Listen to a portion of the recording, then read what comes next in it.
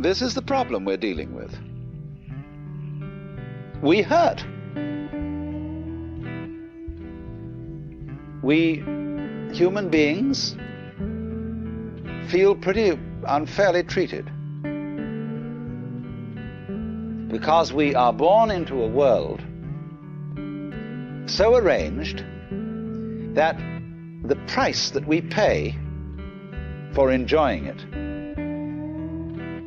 that is to say, for having sensitive bodies, is that these bodies are at the same time, because they are sensitive, capable of the most excruciating agonies.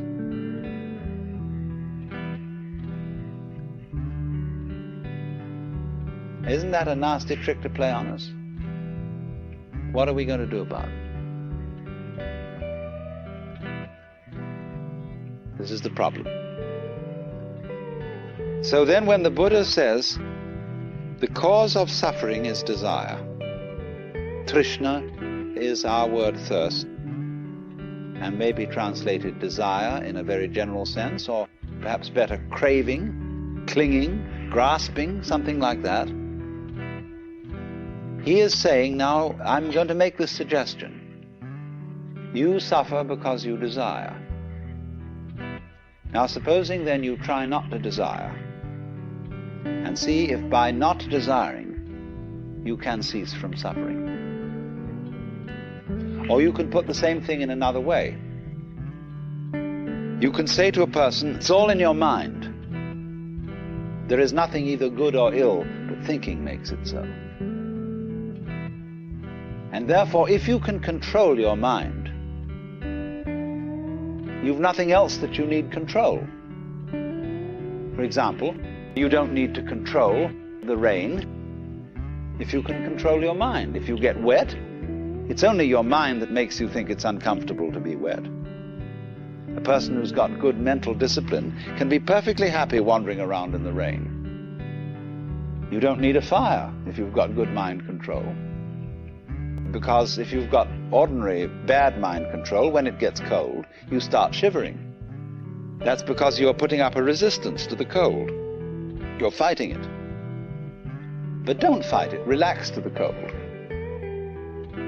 In other words, this is a matter of mental attitude, and then you'll be fine. Always control your mind. This is another way of approaching it, do you see?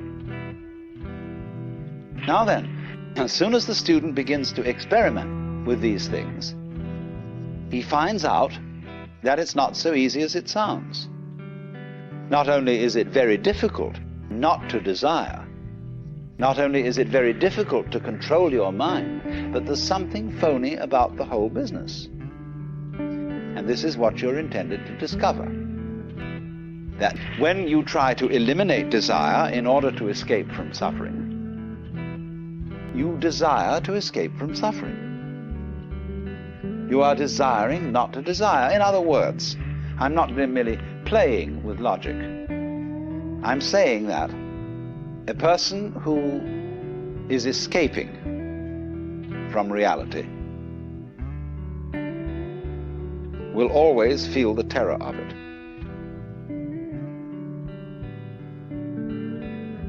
It'll be like the hound of heaven that pursues him. And he's escaping in a way even when he's trying not to escape. By making the experiment not to desire, or the experiment to control your mind thoroughly, this is the first step. To understand this, you must go through that, or some equivalent of it, so as to come to the point where you see you are involved in a vicious circle. That in trying to control your mind, the motivation, the reason for which you are doing it, is still clinging and grasping.